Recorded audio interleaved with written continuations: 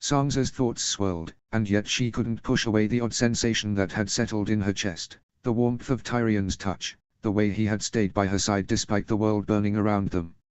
It wasn't new, not exactly. They had been married for 5 years, bound together by duty and circumstance, and yet this felt different. Their relationship had always been more of friendship, a bond forged in survival, partners in the many challenges life had thrown their way. But now, in the stillness of their chambers, with the sounds of the battle outside muffled by the stone walls, there was a subtle change in the air between them. Sangza felt it in the way her body seemed to gravitate closer to him, the way his hand, still gently resting on hers, seemed to hold more meaning than it ever had before. Her breath caught as she realized, in that quiet moment, that something had shifted. Tyrion had been a companion, a protector, a friend, a husband in name, yet, here and now, with the world on the brink of collapse, she wondered if that could be more than what they had allowed it to be. She lifted her head slowly, her gaze lifting to meet his. His face was so close, his expression unreadable in the dim light, but his eyes, dark and warm, were searching hers. There was a vulnerability there that had never been present before, a quiet uncertainty that mirrored her own. Neither of them said anything at first. The silence between them was no longer comfortable. It felt charged, filled with an unspoken question neither knew how to ask. And yet, there it was, something between them, something neither of them had ever acknowledged before. Sangza's heart beat a little faster. She had never allowed herself to think of Tyrion in that way. He had always been the steady presence in her life, the one who had treated her with kindness when the world was anything but. But the years had passed, and somewhere in the midst of surviving this harsh world, something had changed. The realization was slow but undeniable, she wanted him. And not just as a friend, or a partner, but as a man, as the one who had stood by her side through everything, as someone she had come to trust in ways she had never thought possible. Tyrion's thumb traced small, absent patterns over the back of her hand, and the touch felt too intimate, too tender. She felt her breath catch in her throat again, and she knew that her heart had shifted as well. She looked down at their hands, still clasped together. The room felt too small, the distance between them too great. It wasn't just the weight of the situation that made everything feel more intense now, it was the way he was looking at her, the quiet understanding in his gaze. Sangza, he murmured, her name a breath against the stillness of the room. It was the first time he had said her name like that, soft, intimate, as though the word itself was an invitation. She couldn't help herself, she raised her eyes to meet his, her breath shallow in her chest. For the first time in a long while, Sangza wasn't sure what to say. There had always been distance between them, an unspoken rule that they would never cross certain lines. They were allies, they were family, they had been through too much together to consider anything else. But now, in this quiet, fleeting moment of possibility, there was no more distance. Do you ever think of what could be, if things were different, she asked, her voice barely above a whisper, unsure if she was ready for the answer, but needing to ask anyway. Tyrion's voice was quiet, but the weight of his words settled over her like a heavy cloak. I think of it often, he admitted, his tone low, careful. If Joffrey had lived. If he never did what he did to you. His jaw tightened, and for a moment, his gaze dropped to where their hands were still intertwined, as if the thought itself was something he could barely stand to give voice to. Then he exhaled, shaking his head slightly, as though trying to rid himself of the ghosts of the past. But selfishly, I would have it no other way. His fingers curled slightly around hers, tightening just enough for her to feel the warmth of his touch. I wouldn't change a thing, because if I did, if even one moment had happened differently, I might not have had the life I have had for the last 5 years. We wouldn't have Daemon. And I wouldn't, his voice caught, just for a second, before he forced himself to continue. I wouldn't be here with you now. The honesty in his words sent a shiver down Sangza's spine. He spoke so carefully, as though each word had to be weighed before he let it leave his lips. And yet, despite his certainty, there was something in his eyes, something raw, something uncertain. It was as if, even now, he wasn't sure whether he was telling himself the truth or simply speaking the words he needed to believe. Sangza's breath felt shallow in her chest. She wanted to respond, to tell him that she had thought about it too, about how different her life might have been if things had gone another way, about how much pain she had endured to get here. And yet, when she looked at him, at the man who had stood beside her all these years, who had raised her son as his own, who had just bared his heart to her in a way neither of them ever had before, she wasn't sure she would change a thing either. She leaned in slightly, her lips parting, the words sitting on the edge of her tongue.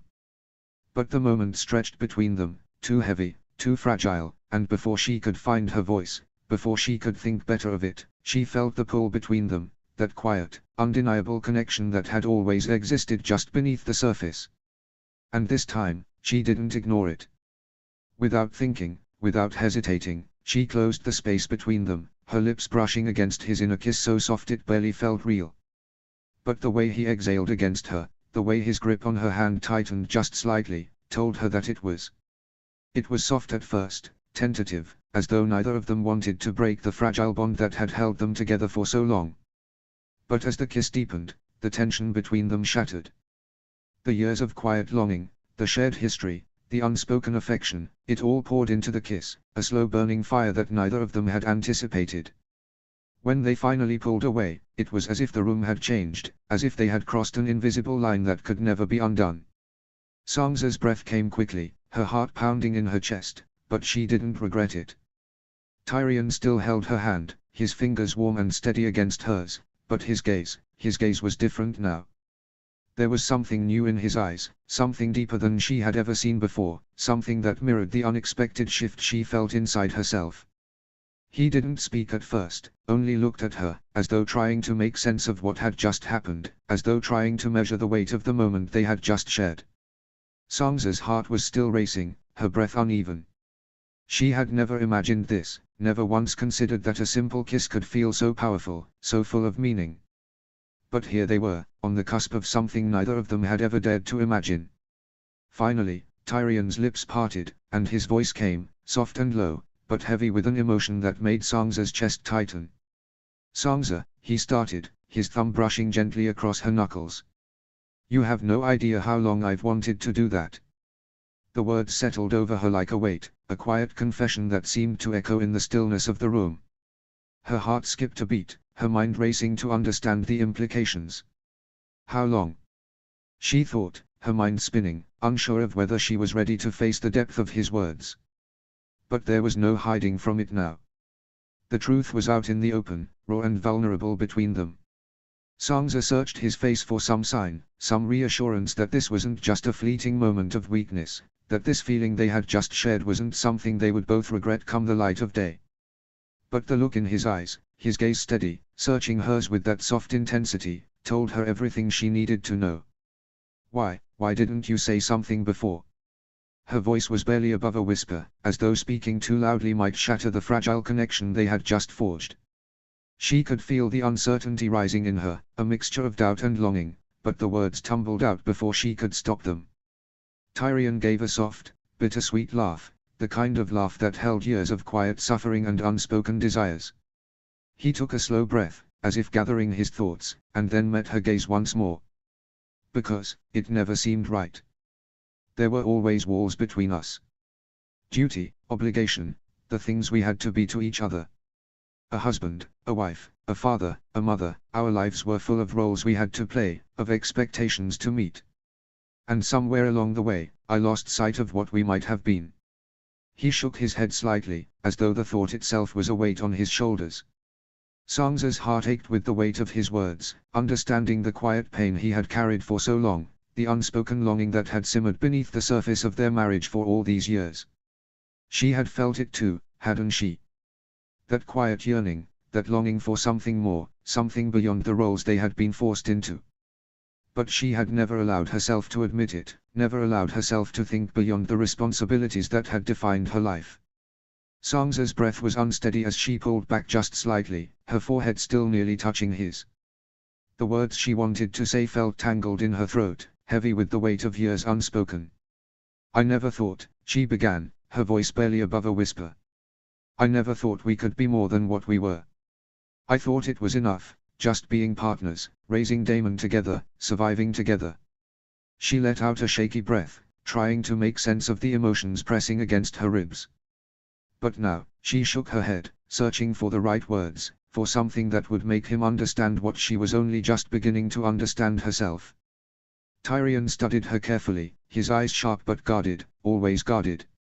I know you may only be saying all of this because we don't know what tomorrow holds, he said quietly. His expression was unreadable, but his grip on her hand remained steady. And I just want you to know that, that's okay. If this is just a moment, if this is just fear and uncertainty pushing you to reach for something solid, I won't hold it against you. He gave her a sad smile. I know I was never your dream husband. No, she cut him off, shaking her head vehemently, her heart pounding. Joffrey was my dream husband. The words felt like acid on her tongue, but they were the truth. The girl she had once been had believed in childish dreams, had believed in the golden prince who had turned out to be a monster in disguise. She swallowed hard. And he turned out to be cruel and twisted. I thought you were a monster once, too. But you, she hesitated, her fingers tightening around his as she let herself speak the words she had never dared to before. You turned out to be my hero. Tyrion's breath hitched, just slightly, his careful mask slipping for the briefest moment. I want to be with you tonight, Tyrion, she continued, her voice soft but sure. Not because I might die tomorrow. Not because I'm afraid. She took a breath, gathering every ounce of courage she had. But because you are everything I ever wanted in a husband. Kind. Devoted. A good father. She let out a quiet laugh, almost self-deprecating. And foolishly willing to do anything for me. His expression shifted then, something deep and unreadable flickering in his eyes. He looked at her as though he were seeing her for the first time, as though he couldn't quite believe the words she was saying. Sansa, his voice was rough, unsteady. He lifted a hand, hesitating only briefly before brushing his fingers along her cheek. She leaned into the touch, closing her eyes for just a moment, savoring it. I want this, she murmured. I want you. Tyrion stared at her, his breath stolen from his lungs, as if she had just spoken words too sacred to be real. Sansa, he murmured, his voice rough with something she couldn't quite name. I don't expect. I know it would be hard for you after what he did. Even if I were, well, if I were normal. She exhaled sharply, shaking her head. I have spent nearly 6 years letting one day decide how I spend the rest of my life. She took a step away from him, standing tall despite the tremor in her hands. And I have decided that the ghost of Joffrey Baratheon doesn't have a say in what I do anymore. Her fingers went to the ties of her dress, undoing them with deliberate, steady movements. She didn't let herself hesitate, didn't let herself overthink it. She had spent too many years being afraid, letting the past dictate her future. But not tonight. The fabric slipped from her shoulders, cooling at her feet in a whisper of soft silk. She stood before him, bare in the firelight, her skin kissed with bruises from the battle, her body marked by life, by survival. By her. Tyrion had seen many beautiful things in his lifetime, but nothing, had ever left him as utterly breathless as the woman standing before him now. Sansa, he said again, softer this time, reverent. His gaze never strayed below her eyes, as if he were memorizing her expression rather than her body, as if he knew how fragile this moment was. Sansa stepped closer, her breath steady despite the rapid beating of her heart. She had made her choice. For years, she had let ghosts and fears rule her, let the past shape the way she saw her future. But no more. She wanted this, him. She would not let hesitation steal this moment from her. So I would like you to make love to me, she whispered, her voice unwavering, her resolve set like steel. Like we are a normal husband and wife. Like you are the only man I have ever known and will ever know. Tyrion's breath hitched, his wide eyes scanning her face as if searching for any sign of uncertainty, any hesitation that might tell him to stop. He looked as though he wanted to say something, to question her, to remind her that she did not have to do this. That he would not ask this of her. But she could see it in his eyes, the longing, the disbelief, the fear that this was all some fleeting dream. His hand lifted tentatively, fingers hovering just above her skin as if afraid to touch her, as if she might disappear. Are you sure? He asked at last, his voice low, almost hoarse. He hesitated. We can turn off the lights if you want. You can imagine I'm only going to think about you, she interrupted firmly, before he could finish that thought. Her hand found his, small and delicate compared to his roughened palm, and she guided it gently to her bare waist. Whether the lights are on or off. Tyrion exhaled a shaky breath as his fingers met her skin, warm and soft beneath his touch. He swallowed hard, his thumb brushing against the curve of her waist in an unconscious caress. "I just need you to tell me what to do," she admitted, her voice barely above a whisper, her vulnerability laid bare between them. Tyrion closed his eyes for a brief moment, as if steadying himself, then slowly opened them again. He curled his fingers around her waist, grounding himself in her warmth, in her presence, in the impossible reality of this moment. "Then let me show you," he murmured, his voice thick with emotion, with reverence, as though she were something sacred. Slowly, carefully, he guided her toward the bed. There was no urgency in his movements, no rush to claim what had never been his to take. He moved as though this moment was fragile, as though she might slip through his fingers if he pushed too hard. She sat beside him, the mattress dipping beneath their weight. The air between them was charged, thick with something neither of them had ever dared name before tonight. Tyrion reached for her, his touch feather-light as his fingers traced along the curve of her thigh. Sansa shivered at the contact, the sensation foreign but not unwelcome. He felt the tremor in her, the way her breath caught in her throat, and his own movements slowed further. "The minute you want me to stop, I will," he said, his voice softer now, yet firm with promise. She did not answer right away. Instead, her gaze remained fixed downward, her hands curled into the fabric of the sheets. Tyrion hesitated, concern flickering in his mismatched eyes. Gently, he lifted his hand from her thigh and reached for her chin, coaxing her to look at him. His thumb brushed against her cheek, grounding her, bringing her back to this moment, this reality. "I'm not him, Sansa," he said quietly, the words carrying a weight far heavier than their simple form. Her breath shuddered out of her, her blue eyes searching his face, his solemn expression, the gentleness in his touch, the careful restraint in his posture. He wasn't Joffrey. He was Tyrion. The man who had never hurt her, never forced her, never demanded anything of her but what she was willing to give. And tonight, she was willing to give him everything. "I know," she whispered. He kissed her again, slower this time, more deliberate. His hands, warm and steady, caressed her bare skin, moving with a reverence she had never known. He made no demands, took nothing she did not offer freely. Sansa gasped softly as he laid her back against the mattress, his lips brushing down the length of her throat, across the delicate lines of her collarbone. She arched into him, her fingers tangling in his hair, pulling him closer. Tyrion's hands never roamed too fast, never took more than she was willing to give. He moved as if she was something precious, something to be cherished, and it made her ache in a way she had never known before. She had never imagined this, not like this. Not with him. But gods, she wanted it. Chapter 73, Jon 8. Chapter text. Jon 8. Jon and Daenerys sat in his chambers, the dim candlelight casting long shadows across the stone walls. They had both shed their armor, though the weight of the battle still clung to them. The silence between them wasn't strained but heavy, each of them carrying the grief of the day, neither willing to speak of it just yet. Daenerys sat close to him on the bed, her legs tangled with his as she carefully wrapped the wound on his arm. Her hands were steady, though her mind felt anything but. Jon winced slightly at the pressure, but he didn't complain. He studied her face, the tight set of her jaw, the way her hands kept moving, as if staying busy could keep the pain at bay. "Are you okay?" Jon finally asked, his voice low. "I'm fine," she answered too quickly, not looking at him. The Dothraki took heavy losses, but enough survived to still be a valuable force. The Unsullied held the lines longer than most, but we lost some good men. Dany. His voice was gentle but firm, his hands reaching out to stop hers. She stilled under his touch, but her eyes met his with something unreadable, caution, perhaps. "I'm not asking you as a commander," he said, his voice softer now. "I'm asking you as a friend." Her expression flickered at that word, and he saw the way her lips pressed into a thin line. Jon sighed, adjusting his grip, his thumbs brushing over her fingers. "As someone who loves you." She drew in a sharp breath at that, her violet eyes searching his face for something, truth, reassurance, maybe even comfort. "You lost friends today," he said softly.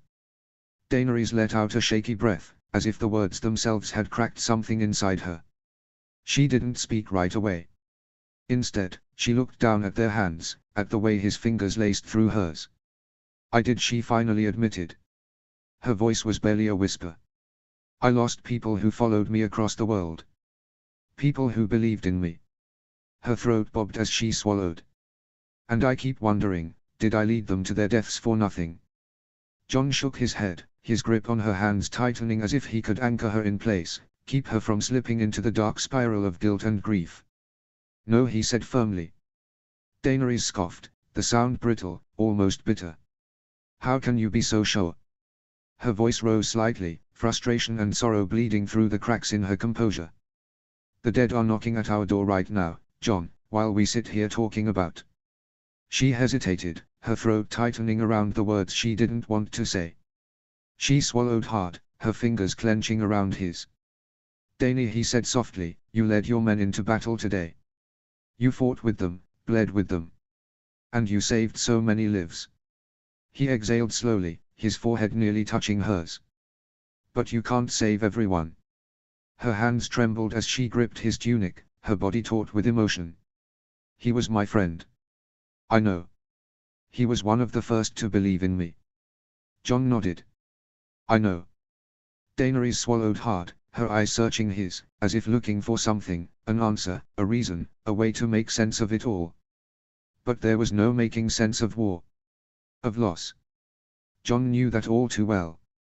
He didn't speak again, didn't try to fill the silence with empty reassurances. Instead, he simply pulled her against him, wrapping his arms around her as she pressed her forehead to his shoulder. She didn't cry. She didn't shatter. But for the first time in a long time, she allowed herself to lean on someone else. And John held her, because it was the only thing he could do. Then came the knock at the door. They sprang apart as if burned, moving instinctively to put distance between them. No one knew the truth of what they were, what they had become to each other. It wasn't the time for it, not when death was waiting just outside their walls. There was no point in answering questions about their future when they weren't even sure they had one. The only person who knew was Robb, but he had never spoken of it, not to them, at least. Whether he disapproved or simply chose to ignore it, they didn't know. John cleared his throat, smoothing a hand over his tunic as Daenerys stepped back, arms folding across her chest in practiced indifference. "Come in," John called. The door swung open, and Bran was there, seated in his wooden chair, Meera Reed standing behind him with her hands still on the handles. John instinctively straightened. "Bran," he greeted. He cast a quick glance at Daenerys before continuing, "The Queen and I were just discussing."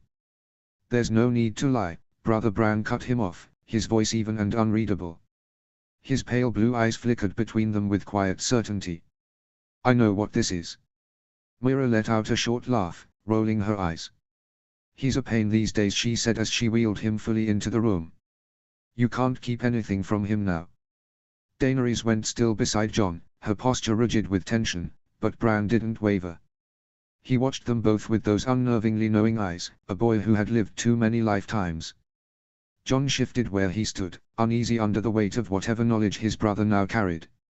"What's wrong, Bran?" he asked, his voice low. Bran barely hesitated. "It's time to tell you the truth." John frowned. "The truth?" Bran's gaze flickered between them, and when he finally spoke, his voice was eerily calm. "When I became the Three-Eyed Raven, I began to see a prophecy."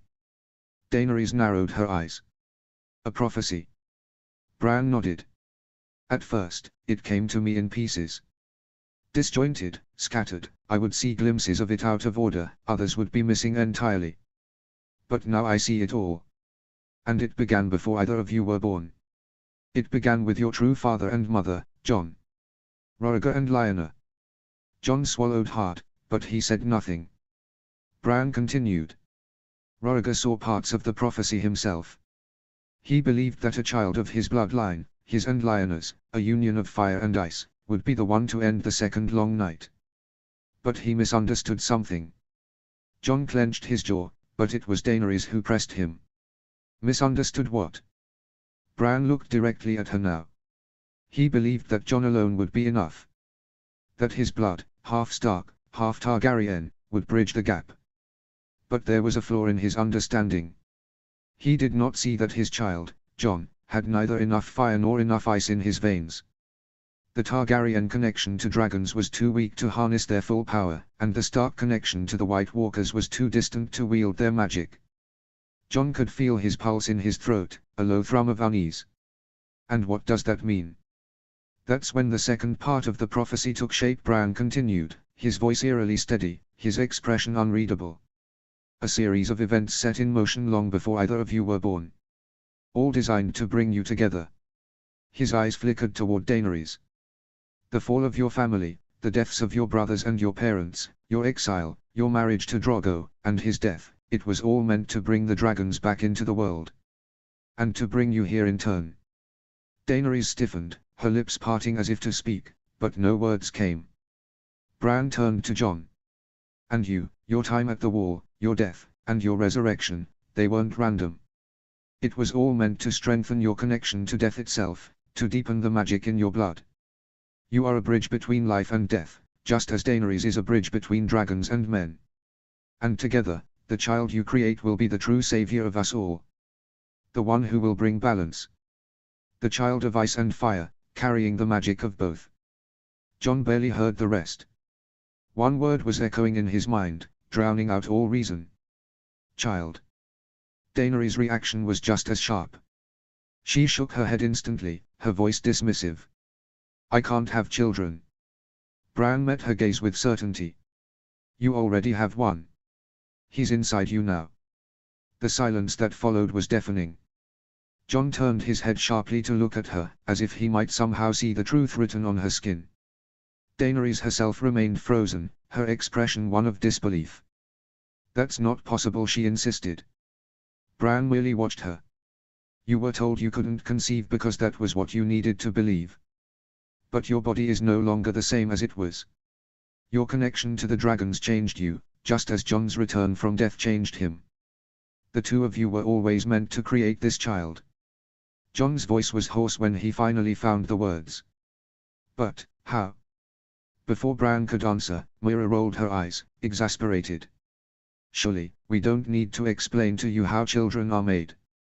Jon shot her a glare, but the warmth of the moment didn't reach him.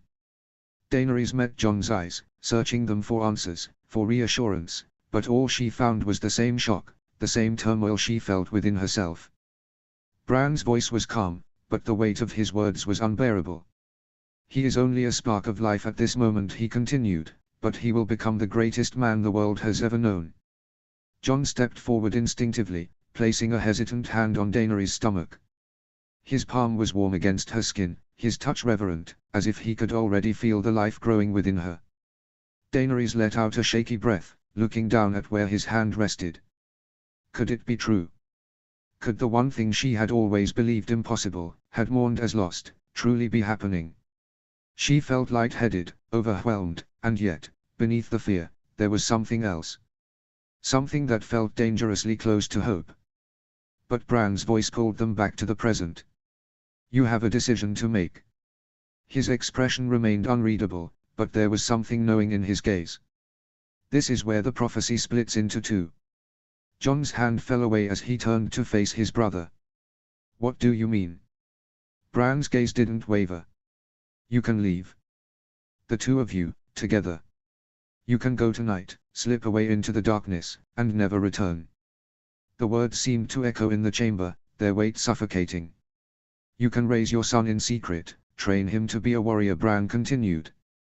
And when the time is right, when he is grown and strong, he will return. He alone will defeat the dead and set the world back into balance. Silence. Daenerys felt her heart pounding in her chest. But, that would take years, she said slowly, her mind racing through the implications. Indeed, Bran confirmed with a slight nod. And while you are gone, Westeros will fall. The long night will consume the land. Every man, woman, and child will die. But when your son returns, he will bring the world back into tune, back into time. Jon's face hardened. But everyone will be dead. Bran didn't flinch. Life comes from death. A new world will rise from the ashes. Your son will lead them. The room felt colder than before, the walls closing in around them. Jon turned back to Daenerys, his jaw tight, his expression unreadable. Could they do it? Could they abandon everything, everyone, let the world burn just to save their child? To ensure his victory? Daenerys swallowed hard, her hands moving instinctively to her stomach. A life she had never thought possible was growing inside her, fragile and full of promise. She lifted her gaze to Bran, her voice quiet but steady. "Or," she asked. "You said the prophecy splits. What does the other path say?" Bran's expression didn't change. "That you make the ultimate sacrifice," he said. "You give him up, everything he could have been, everything he was meant to be." The words landed like a blow. "There is a ritual," Bran continued, his voice measured, ancient knowledge woven into every syllable. "An old rite that has not been performed since the last long night, when Azor Ahai ended the darkness, when he sacrificed Nissa Nissa." Jon stiffened. "Melisandre told me of Azor Ahai," he said. "She believed I was him reborn. She told me that Azor Ahai had to sacrifice his wife to end the long night." Bran's gaze was piercing. The Red Woman saw only fragments of the truth and believed she understood the whole. He turned his sharp stare on Jon. "You are not Azor Ahai. But you play his role. Both of you." Daenerys felt a shiver race down her spine. "Nissa Nissa was not his wife," Bran continued. "She was his daughter." The air in the room turned heavy, suffocating. Azor Ahai did not simply sacrifice his daughter. He sacrificed everything she could have been, every breath she might have taken, every moment she could have lived. And in doing so, he wielded the only power strong enough to end the darkness. Daenerys felt her body go rigid, her hands curling into fists. "You're telling me that the only way to stop the dead is to kill my child?" Her voice trembled with rage, with grief, with something raw and unbearable. Bran nodded once. "Only a spark of life can truly destroy death. And now, you stand where Azor Ahai once stood. You face the same choice he did."